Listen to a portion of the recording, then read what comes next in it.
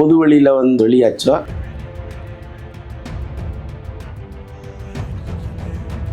எனக்கு தெரிந்து விஜய்க்கு எதிராக அவங்க ஒரு இன்டர்வியூ கொடுப்பாங்க. அது எந்த ஊடகத்துக்கு கொடுக்குறாங்கன்னு நமக்கு தெரியல. தேர்தல் நெருங்குகிற நேரத்தில் சங்கீதாவோ அல்லது அவருடைய மகன் ஜேசனோ கட்டாயமா ஒரு இன்டர்வியூ கொடுப்பதற்கு வாய்ப்பு இருக்கு. அது வந்து விஜயினுடைய புகழை பெருமளவு குறைக்கும். ஆரம்பத்திலிருந்து இவங்க வந்து திமுக மீது அடுக்கடுக்கான குற்றச்சாட்டுகளை வச்சுட்டே இருந்தாங்க. இப்போ நம்ம கழட்டி விட்டுலாங்கிற முடிவுக்கு கூட திமுக வந்துச்சு. ஸோ அப்படிப்பட்ட சூழ்நிலையில இவங்களை எதற்கு சுமக்கணும் அப்படிங்கிற கேள்விகள் கட்சிக்குள்ளேயே பயங்கரமா இருந்துச்சு. வெளிப்படையா பேசலன்னா கூட மறைமுகமா அவங்க போன்ல பேசியிருக்காங்க. விஜய்க்கு ஆதரவு கொடுக்கறது மாதிரியே தொடர்ந்து பேசிட்டு இருந்தாங்களே. மக்கள் எழுச்சி விஜய்க்கு இருக்கு. இதுல விஜய்க்கு தான் பெரிய ஏமாற்றமும் கோபமும் விஜய்க்கு தான். ஏன்னா நம்ப வச்சு கழுத்தறுத்துட்டாங்களேங்கிற கோபம் கட்டாயமா இருக்கும். அதுதான் அதுல இன்னும் அவரு கவனமா இருக்கணும். ஏன்னா இந்த மண்டல மாநாடுங்கிறது வந்து ஒரு ஹியூஜ் கூட்டம் வர்ற இடம். அப்போ நீங்க காவல்துறைக்கு அதிகப்படியான காவல்துறை வேணும்னு பணம் கட்டி வாங்கலாம் தேர்தல் நேரம். அப்ப இந்த நேரத்தில் ஏதாவது ஒரு அசம்பாவிதம் நடக்குதுன்னு வைங்களேன், அது மேலும் பழிய விஜய் மீது சுமத்தும்.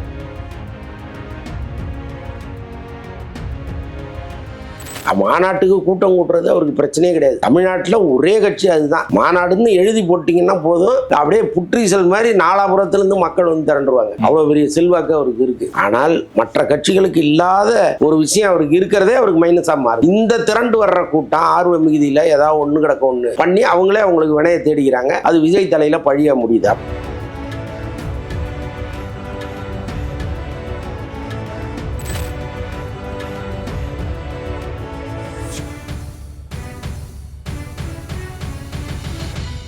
சம்மர் வந்தாச்சு. What's your plan for this holiday? எங்க கிட்ட விட்டுருங்க, நாங்க பாத்துக்கிறோம். VGD holidays. GT Holidays, South India's #1 travel brand. Sir வணக்கம் சார். வணக்கம். எப்படி சார் இருக்கீங்க? நல்லா இருக்கேன். Super sir. இப்போ சமீபத்தில் ஒரு செய்தி ஒன்று பார்த்தேன், அது உண்மையானு தெரியல. சங்கீதாவும் விஜயும் வந்து திரும்பவும் வந்து சேர போகிறாங்கன்னு ஒரு தகவல் வந்து போயிட்டுருக்கு சார். அது உண்மையா? முதல்ல சேர்ந்தா நல்லதுங்கிறது தான் பலருடைய கருத்தாக இருக்குது. ஆனால் அதற்கான வாய்ப்புகள் ரொம்ப குறைவு. ஓகே. இன்னொன்று வந்து எப்போ பொது வெளியில் வந்து இந்த நோட்டீஸ் வெளியாச்சோ அதற்கப்புறம் வந்து இப்போ அதற்கு வாய்ப்பு இல்லை. இன்னொன்று 2021 சமரச முயற்சியை அவங்க எடுத்துக்கிட்டு இருக்காங்க. இந்த 5 வருஷத்துல நடக்காததான் இந்த ஒரு வாரத்தில் நடந்துட போகுது. அதனால அதற்கு பெரும்பாலும் வாய்ப்பு இல்லை. அதெல்லாம் சும்மா எந்த ஊர்ஜிதமும் இல்லாத பல தகவல்கள் வருது. அதில் இது ஒன்றா இருக்கலாம்னு தான் பார்க்குறேன். இப்போ சங்கீதா அவர்கள் வந்து ஒரு இன்டர்வியூ வந்து கொடுக்க போகிறாங்க விஜய் குறித்து. அதை வந்து எடிட்லாம் பண்ணி வச்சிட்டாங்க. ஒரு 2 மணி நேரம் இருக்கிறதா வந்து ஒரு செய்தி வந்துட்டு இருக்கு சார். அது எந்த அளவுக்கு உண்மை சார்? அது எனக்கு தெரிந்து விஜய்க்கு எதிராக அவங்க ஒரு இன்டர்வியூ கொடுப்பாங்க. அது எந்த ஊடகத்துக்கு கொடுக்குறாங்கன்னு நமக்கு தெரியல. ஓகே. கட்டாயமாக ஒரு மிகப்பெரிய ஊடகமாக இருக்கலாம். ஒரு பெரிய சேனலாக தான் அது இருக்கும். அது எந்த சேனல்னு எனக்கு தெரியல. அந்த தேர்தல் நெருங்குகிற நேரத்தில் சங்கீதாவோ அல்லது அவருடைய மகன் ஜேசனோ கட்டாயமாக ஒரு இன்டர்வியூ கொடுப்பதற்கு வாய்ப்பு இருக்கு. அது வந்து விஜயினுடைய புகழை பெருமளவு குறைக்கும். இல்லை, இப்போ அந்த இன்டர்வியூ வந்து விஜய் வந்து முடக்கிறாரு, ஆள் வச்சு மிரட்டாரு அப்படின்னு செய்தி வருது. ஏங்க அவர் அப்படிப்பட்ட நபரே கிடையாதுங்க. ஓகே. விஜய் வந்து அவரே நேரடியாக பேசி ஒரு ஒரு சேனலை அப்ரோச் பண்ணுற அளவுக்கெல்லாம் அவர் கிடையாது. அவர் அதை விரும்பவும் மாட்டார். ஓகே. அவர் வந்து அவரு கீழே இருக்கிறவங்க வேணா ஏதாவது முயற்சி பண்ணலாமே தவிர அவரு அந்த மாதிரி போய் ஒருத்தரை மிரட்டுறது அதெல்லாம் அந்த மாதிரி நபர் கிடையாது. தான் உண்டு தன் வேலை உண்டுன்னு நினைக்கிறவரு கைமீறி ஒரு பிரச்சனை வரும்போது சட்ட ரீதியாக அப்படி அணுகணுமோ அப்படிதான் அணுகுவாரே தவிர இந்த குறுக்கோயிலில் போய் ஆள் வைக்கிறது மிரட்டுறது இதெல்லாம் அவர் ஒருபோதும் செய்கிற நபர் கிடையாது. அப்படி ஒரு சேனலை மிரட்டவும் முடியாது. புரியுது சார். இப்போ விஜய் வந்து ஒரு படத்துக்கு வந்து 200 கோடிக்கு மேலே வந்து சம்பளம் வாங்குறாரு. ஆனால் அவருடைய மனைவிக்கு வந்து இந்த ஜீவனாம்சம் தரத்துக்கே வந்து அவ்வளோ யோசிக்கிறாரு அப்படின்னு சொல்லிட்டு இன்னொரு செய்தியும் வந்து போதே சார். இல்லைங்க, கட்டாயமாக நீதிமன்றம் என்ன சொல்லுதோ அதை கொடுத்து தான் ஆகணும். ஓகே. ஆனால் இவங்க கேட்பது அளவுக்கு அதிகமாக இருக்கோங்கிற சந்தேகம் அவருக்கு வரும்ல. இப்போ அவங்களுடைய பேக்ரவுண்டை அவருக்கு தெரியும். இப்போ லண்டன்ல இருக்காங்க, ஒரு மிகப்பெரிய செல்வந்தர் குடும்பத்தை சேர்ந்தவங்க. அவங்க கேட்குற தொகையை நம்ம கொடுக்க முடியாதுங்கிறது அவருடைய கணக்காக இருக்கலாம். இதுக்கு வந்து விலையே கிடையாது. ஒரு கணவன் மனைவி பிரியும் பொழுது அந்த மனைவிக்கு இவ்வளவு தரணும்னு கணவன் நினைப்பதோ அல்லது கணவன் இவ்வளவு தரணும்னு மனைவி நினைப்பதோ ஒரு விலை நிர்ணயிக்க முடியாத ஒரு விஷயம். அது வந்து உணர்வு ரீதியானது அது. ஓகே. என்னதான் நம்ம இவ்வளோ நாள் அவங்க கூட வாழ்ந்திருக்கோம், 2 பிள்ளைகளை வச்சிட்டு இருக்காங்க, நாம பார்த்து இவ்வளோ கொடுத்துருவோம், எந்த பிரச்சனையும் வந்துடக்கூடாதுன்னு நினைச்சு கொடுக்கறதுங்கிறது வேற. ஆனால் அவங்க ஒன்று கேட்கறது இருக்குல்ல, அது வந்து அவருடைய மொத்த சொத்தையுமே கேட்குற மாதிரி ஒரு சூழ்நிலை இருந்ததுன்னு வைங்களேன், அப்போ அங்கே ஒரு ஆர்குமெண்ட் ஒன்று வரும். ஸோ அந்த மாதிரி ஏதோ ஒன்று ஒரு நெகோசியேஷன் ஒன்று நடந்துட்டு இருக்கு. அது அது எந்த மையப்புள்ளியில் வரும்னு நமக்கு தெரியாது. நீதிமன்றம் மூலமா எங்களுக்கு இவ்வளோ கொடுங்கன்னு அவங்க கேட்கும் பொழுது நீதிமன்றம் அப்படியே கொடுங்கன்னு சொல்லாது. அவங்க அதுக்குள்ள ஆராய்ந்து பார்த்து விஜய் வந்து இப்போ இது வரைக்கும் எவ்வளோ சம்பாரிச்சிருக்கிறாரு, அவருடைய சொத்துக்கள் எவ்வளோ இருக்கு, இதற்கப்புறம் சினிமாவை விட்டு அவர் விலகிட்டார், இனிமே தொடர்ந்து நடிப்பாருன்னு ஒரு 10 வருஷத்துக்கு மார்க்கெட் இருக்கும்னா அதுக்கேற்ற மாதிரி ஒரு கணக்கு போட்டு வாங்கலாம். சினிமாவை விட்டு அவர் வந்துட்டாருங்கும் போது அப்போ எல்லாத்தையுமே கால்குலேட் பண்ணி நீதிமன்றம் ஒரு கருத்தை சொல்லும். அதனால அது என்னங்கிறது இது வரைக்கும் தெரியல, பட் ஒரு நெகோசியேஷன் போகுதுன்னு சொல்றாங்க. வருகின்ற அந்த சட்டமன்ற தேர்தலில் வந்து விஜய் வந்து ஜெயிப்பாருன்னு சொல்லிட்டு பெரும்பாலான இந்த கருத்து கணிப்பெல்லாம் வந்து சொல்லிட்டு இருக்காங்க சார். இப்போ சங்கீதா அவர்களும் சஞ்சய் அவர்களும் வந்து விஜய் அவர்கள் தோக்குன்னு சொல்லி நினைக்கிறாங்க அப்படின்னு சொல்லிட்டு இன்னொரு செய்தியும் வந்து போயிட்டு இருக்குது. அதுல என்ன நீங்க மறுக்க முடியாது இல்ல. இப்போ நீங்க வந்து எனக்கு ஒரு மிகப்பெரிய துரோகம் செய்றீங்க, என்ன முற்றிலுமா புறக்கணிக்கிறீங்க, ரத்த உறவான நீங்கள் என்னை அவ்வளவு செய்யும் பொழுது நீங்க நல்லா இருக்கணும்னு நான் ஏன் நினைக்கணும்? தாயை தவிர இந்த உலகத்துல யாருமே நினைக்க மாட்டாங்க. உடன் பிறந்த சகோதரனோ அப்பாவோ கூட நினைக்க மாட்டாங்க.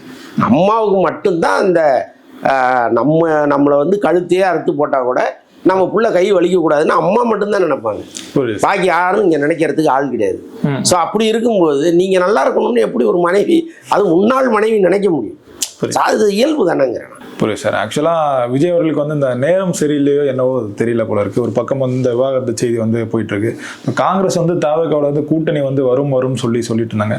கடைசியில் அவங்களும் வந்து திமுக கூட போய் சேர்ந்துருக்காங்க. என்ன நடக்குது சார் விஜய் அவர்களுக்கு? இதில் ஆக்சுவலாக அவங்க தாவேக்காவை பயன்படுத்திட்டாங்கிறது தான் இப்போ வெட்ட வெளிச்சமான உண்மையாயிருக்கு.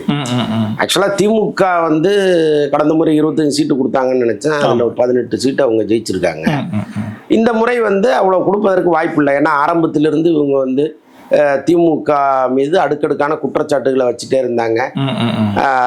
அப்போ நம்ம கழட்டி விட்டுலாங்கிற முடிவுக்கு கூட திமுக வந்துச்சு. ஸோ அப்படிப்பட்ட சூழ்நிலையில் இவங்களை எதற்கு சுமக்கணும் அப்படிங்கிற கேள்விகள் கட்சிக்குள்ளேயே பயங்கரமா இருந்துச்சு. திமுகவை சேர்ந்த பலருமே அவங்கள கழட்டி விட்டுருங்க, என்னத்துக்கு வந்து அரையும் குறையுமா வச்சுட்டு இருக்கிறது, ரொம்ப பேசுறாங்க வெளியில போய் அப்படின்லாம் உள்ள போர்க்குரல்கள் எழுப்ப ஆரம்பிச்சாங்க. அவங்களால எந்த பயனும் நமக்கு இல்லை, நம்மளாலதான் அவங்களுக்கு பயன் அப்படின்லாம் பேச ஆரம்பிச்சாங்க. சரி ஓகே, அவங்கள கழட்டி விட்டுலாங்கிற அளவுக்கு முடிவெடுக்கும் பொழுது ஒரு குறைந்தபட்ச தொகுதி தான் தர முடியும்னு ஒரு நெருக்கடியை கொடுத்தாங்க. அவங்களுக்கு என்னன்னா ஆப்ஷன் விஜய் இருக்காரு, தாவேக்கா இருக்கு அப்படிங்கிறதுனால ரொம்ப அதிகப்படியான சீட்டுகளை கேட்டாங்க. கிட்டத்தட்ட 35 சீட்டு கேட்டதெல்லாம் தகவல்கள் இருக்கு. அதுல வந்து ஃபைனலா இப்போ 28+1 வந்திருக்கு. ஸோ அதனால வந்து அவங்க தாவேக்காவை காட்டி காட்டி பூச்சாண்டி வருது, சோறு ஊட்டிடுவோன்னு எக்கச்சக்கமான வேலைகளை பார்த்துட்டாங்க. ஸோ அதுதான் நடந்திருக்கு. இதில் விஜய்க்கு தான் பெரிய ஏமாற்றமும் கோபமும் விஜய்க்கு தான். புரியுது. ஏன்னா நம்ப வச்சு கழுத்தறுத்துட்டாங்களேங்கிற கோபம் கட்டாயமாக இருக்கும்.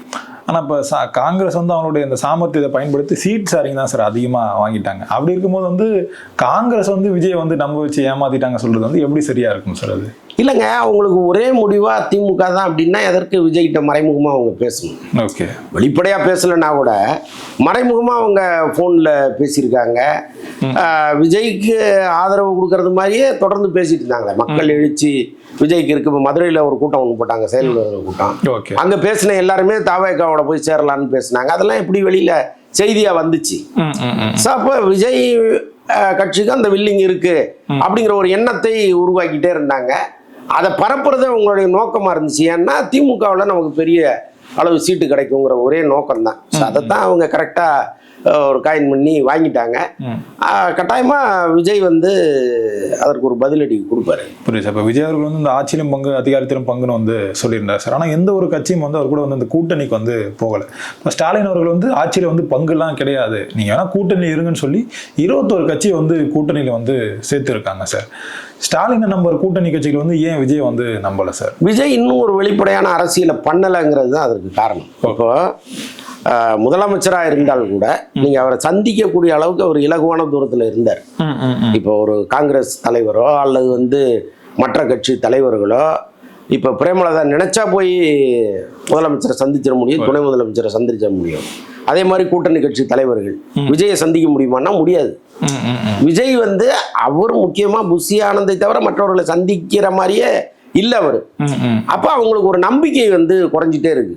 நம்ம எந்த நம்பிக்கையில் அந்த கட்சிக்கு போறது, ஏதாவது ஒரு உத்தரவாதம் அவர் கொடுக்கணும்ல. அடுத்த கட்டத்தில் இருப்பவர்கள் ஒரு உத்தரவாதம் கொடுக்குறாங்க, அது வந்து செல்லுபடி ஆகுமா? நாளைக்கு விஜய் மாத்திட்டாருன்னு வந்து சொன்னாங்கன்னா என்ன பண்ண முடியும்? அப்போ நேரடியாக நம்ம விஜய்கிட்ட பேச முடியுமான்னு நினைக்கிறாங்க. அதுக்கு வாய்ப்பு இல்லை. புரியுது சார். இப்போ கார்த்திக் சிதம்பரம் நினைச்சா போய் முதலமைச்சரை மீட் பண்றாரு, அது வந்து இங்க நடக்குமான்னா நடக்காது. அப்போ இந்த வெளிப்படை தன்மை கிடையாது. சக அரசியல்வாதிகளோட ஒரு வந்து போன்ல கூட பேசுவது பெரும்பாலும் இல்லை. ஸோ இப்படி இருக்கும் பொழுது அவங்களுக்கு ஒரு பயம் வருது, எதை நம்பி நாம போறது? அப்போ தெரியாத பிசாசை விட தெரிஞ்ச பேய மேலு அப்படின்னு சொல்லிட்டு இங்க வந்துடுறாங்க. அது கூடுதலோ குறைச்சலோ நம்ம தெரிஞ்சவங்கள்ட்டே டிராவல் பண்ணுவோம், தெரியாம ஒண்ணு நமக்கு கிடைக்கும்னு எதுக்கு போறது அப்படின்னு வராங்க. ஸோ இது மட்டும் விஜய் வந்து இப்ப இருக்கிற மக்கள் செல்வாக்குக்கு அவர் மட்டும் இறங்கி அரசியல் பண்ணாருன்னா அவருடைய அரசியல்ல ஒரு எதிர்காலமே வேற. ஆனா அவரு வந்து சினிமா மாதிரியே டீல் பண்றாரு அரசியலை. காலைல அப்படியே ஷூட்டிங் வரதுக்கு முன்னாடி எல்லாமே ரெடியா இருக்கும், வந்து அப்படியே நடிச்சுட்டு அப்படியே ஏறி கேரவான்ல உட்காந்துக்கிறது, திரும்ப வந்து நடிக்கிறது, சாயங்காலம் 5 மணிக்கெல்லாம் வீட்டுக்கு வந்துடுறதுன்னு ஒண்ணு இருக்குல்ல. அது அரசியலுக்கு ஒத்து வராது இல்ல. அரசியல் வேறு, சினிமா வேறு தானே, ரெண்டுத்தினுடைய தன்மையே வேற. நீங்க அங்க வந்து நான் அதே மாதிரிதான் இருப்பேன் அப்படின்னா அது ஒர்க் அவுட் ஆகாது. பல பேர் பயந்ததுக்கு அதுதான் காரணம். இன்னொன்னு, இன்னைக்கு திமுகவில் போய் சேர்ந்த பல பெரும் தலைகள் முதல்ல கதவு தட்டினது தாவேக்காவில் தான். அவங்க என்னன்னா விஜய் நேரா பார்த்து வாங்க அப்படின்னு ஒரு வார்த்தை சொல்லிட்டா போதும், நாங்க வந்துடுறோம் அப்படிங்கிற எண்ணம் தான் அவங்களுக்கு இருந்துச்சு. நீங்க கீழே இருக்கிற தலைவர்கள்ட்ட பேசுங்க, சேர்ந்துங்கன்ட்டாரு. இங்க என்ன பாக்குறதுங்கிறது வாய்ப்பு இல்லைன்ட்டாரு. என்னென்னமோ முட்டி மோதினாங்க, எதுக்குமே சரியில்லாதப்பதான் ரைட்டு ஓகே திமுகவுக்கு போயிடலான்ட்டு பெருந்தலைகள் ஃபுல்லாக அங்கே போனது. அதனால இவர் இன்னும் ஒரு வேகமான அரசியலை பண்ணியிருந்தாருன்னா இங்கே அரசியல் நிலவரமே வேற. இப்போ ராகுல் காந்தி வந்து விஜய் கூட கூட்டணி தான் ரொம்பவே வந்து மும்முரம் வந்து காட்டிட்டு இருந்தாங்க. இப்போ இந்த கடைசி நேரத்தில் தான் அது வந்து மாறிச்சு. இப்போ ப. சிதம்பரம் வந்து முதலமைச்சர் ஸ்டாலின் அவர்களை வந்து மீட் பண்ணதுக்கு அப்புறம் தான் இந்த மாற்றம் வந்து நிகழ்ந்ததுன்னு வந்து சொல்றாங்களே சார். தமிழ்நாட்டில் இருக்கிற காங்கிரஸ் தலைவர்கள் நிறைய பேர் இருக்காங்க. செல்வ பெருந்தகை வந்து அதிகாரப்பூர்வ மிக்க தலைவராக இருந்தா கூட, அறிவிக்கப்பட்ட தலைவராக இருந்தா கூட, அறிவிக்கப்படாத தலைவர்கள் இங்க அங்கங்க இருக்காங்க. இப்போ எல்லாருமே ஒரு நிலைக்கு வரணும். இப்ப திமுகன்னா திமுக, தாவேக்கான்னா தாவேக்கான்னு வரணும். இதுலயே தனித்தனியா பிரிஞ்சு நிக்குது, நீ பாதி நான் பாதின்னு. அப்போ இதுல இந்த கோஷ்டி குழாயடி சண்டையில யாரை அனுப்புனா சரியா இருக்கும்னு டெல்லி நினைக்கும்ல. இப்ப இவங்களே என்ன பண்றாங்க, ப. சிதம்பரம், கார்த்திக் சிதம்பரம் போன்றவர்கள்லாம் ராகுல் காந்திகிட்ட சொல்றாங்க, இது நீங்க நினைக்கிற மாதிரி கிடையாது. இப்ப விஜயோடு ஒரு கூட்டணி வச்சோம்னா அது எந்த அளவுக்கு நமக்கு ஒர்க் அவுட் ஆகும்னு தெரியாது, அதனால தெரியாம போய் கால் வைக்காதீங்க அப்படின்லாம் அவங்க எடுத்து சொல்லி, அது அப்புறம் சோனியா காந்தி வரைக்கும் அந்த பிரச்சனை போய் தான் நீங்க பேசுங்க. ஏன்னா ஏற்கனவே வந்து கிறிஸ் ஒடங்கர் பேசுறாரு, அவர் உள்ள என்ன பேசணுங்கிறத மொத்தத்தையும் வெளியில வந்து சொல்லிடுறாரு. அதை திமுக விரும்பல. அப்புறம் செல்வ பெருந்தகை தொடர்ந்து ஒரே கருத்து சொல்றாரு, நாங்க ஒன்னாதான் இருக்கோம், ஒன்னும் குழப்பம் இல்லை, பேசிட்டு சொல்றோம்னு சொல்லிட்டே இருக்காரு. ஆனால் யார் பேசுனா திமுகவும் ஒரு கட்டத்துக்கு இறங்கி வருங்கிறது ஒண்ணு இருக்குல்ல. ப. சிதம்பரம் மீது அவங்க எப்பவுமே ஒரு மரியாதை உண்டு, அறிவாலயத்து.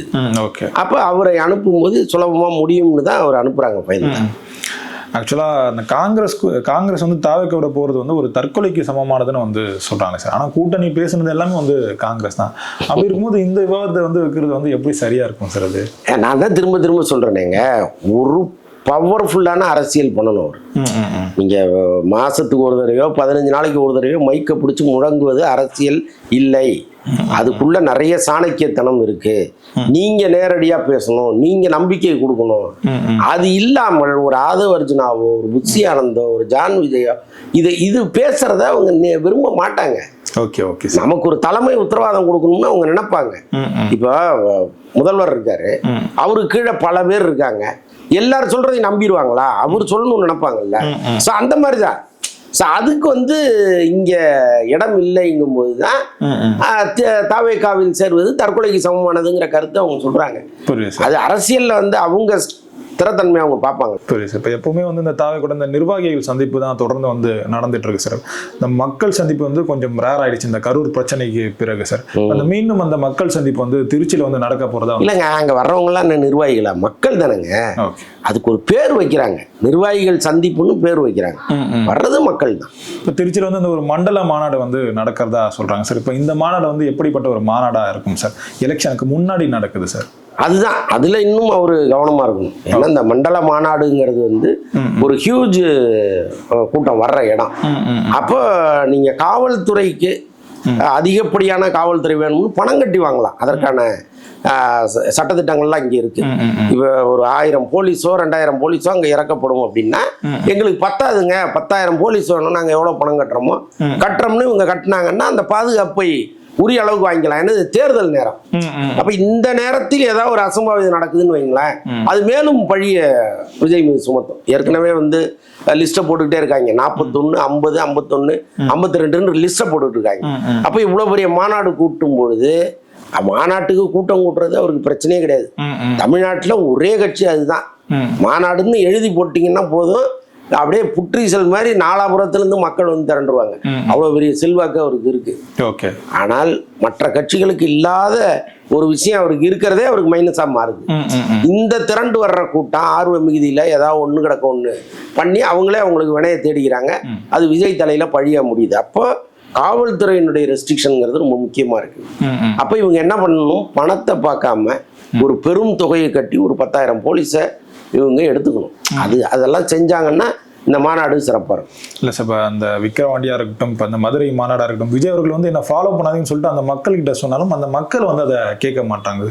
இதன் காரணமாகவே நிறைய இந்த விபத்துகள்லாம் வந்து நடக்குது சார். இப்போ மீண்டும் இந்த மாநாடு நடத்தும் போது திரும்பவும் அதே மாதிரி ஒரு பிரச்சனைகள் வந்து நடக்கும்னு சொல்கிறாங்க சார்.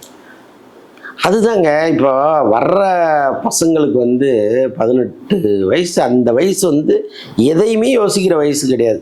இப்போ இந்த பார்த்தீங்கன்னா அந்த பட்டம் பறந்து போகும்போது இந்த சின்ன பசங்க அந்த பட்டம் எங்கே விழுதோ அங்கே எடுக்கிறதுக்கு ஓடுவானுங்க.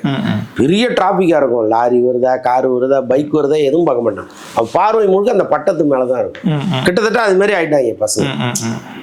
முழுக்க அவன் நோக்கம் முழுக்க அந்த விஜயை பார்க்கணும், விஜய் கிட்ட போய் ஒரு செல்ஃபி எடுத்துக்கணும், அல்லது ஒரு ரீல் எடுத்து இன்ஸ்டாவில் போடணும். இது ஒன்று தான் அவன் நோக்கமாக இருக்குது. இந்த ரீல்ஸை எடுக்கத்தான் அவன் முண்டிக்கிட்டு ஓடி வர்றான், ஏறுறான்.